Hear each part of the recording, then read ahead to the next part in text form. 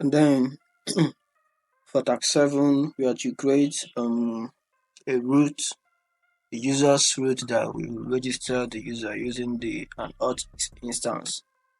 So first we import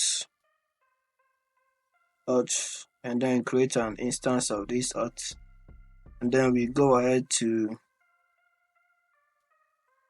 create the root users, and the method is going to be post. And then the function user that's going to return a response.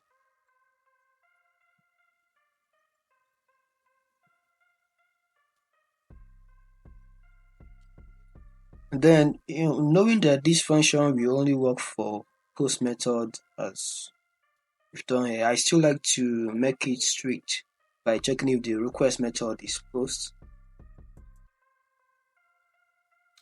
Now, if it is a post method and we have to get the email field from the request form, I'll save it as raw email, and then to make sure, I have to make sure to remove trailing spaces from the email if there is any.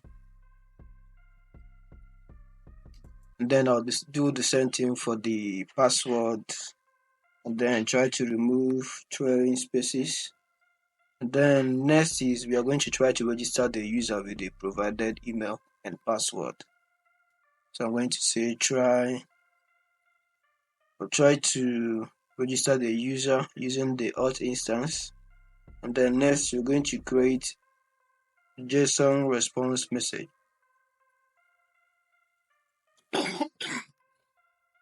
And then we are going to return the JSON response.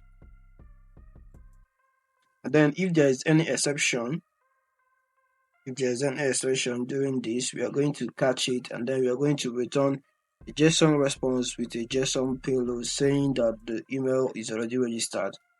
And then if the request here is not a post request, we are going to abort with this status code of 400. And of course, we have to go and import request.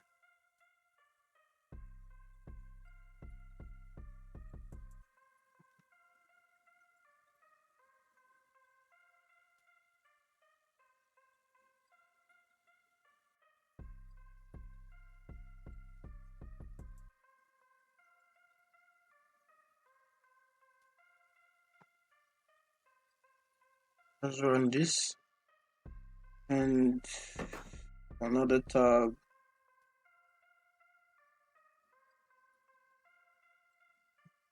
See,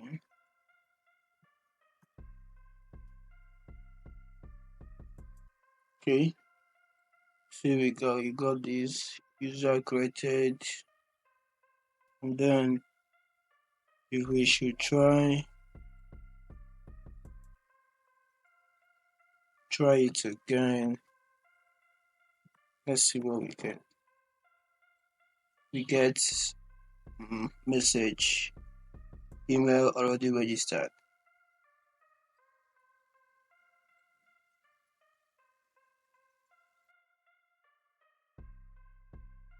For the 8th task, we are to implement auth.valid login method that will take email and password and then return a boolean. Then we should find the user by email, and the user, if the user exists, we check the password with bcrypt.checkPassword method. If it matches, we return true, otherwise we return false.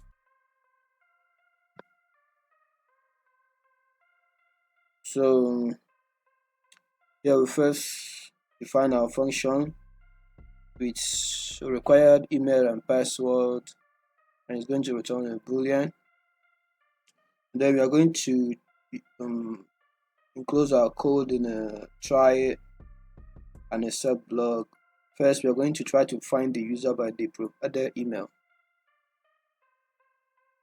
and if the user with the provided email exists,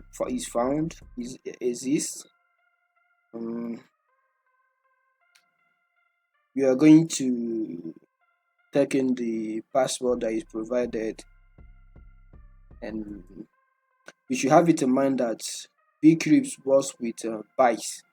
So we are going to encode the provided password since the password is going to be coming as string, and bcrypt works with bytes. So we encode the password. Then also we are going to retrieve the hashed password from the database and encode it as well, because also we know it's a string. Then mm, then we compare the encoded login password with the stored hashed password. And then this is going to return true if they are the same and false if they are not. Then else, that is, if the user does not exist, we just return false. And then if there is any exception at all, we also return false.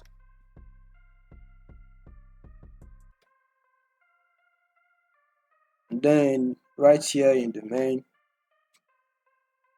we have our email, our password, and an instance of auth. And then here we are registering a user by email and password, and then we are using the valid login that we created to validate the email and password with the correct email and the correct password. And here we are validating with the right email but the wrong password, so this should return false, I guess. And then the sense almost the same, we are validating with wrong email and right password, so it should return true, false, false. Yes.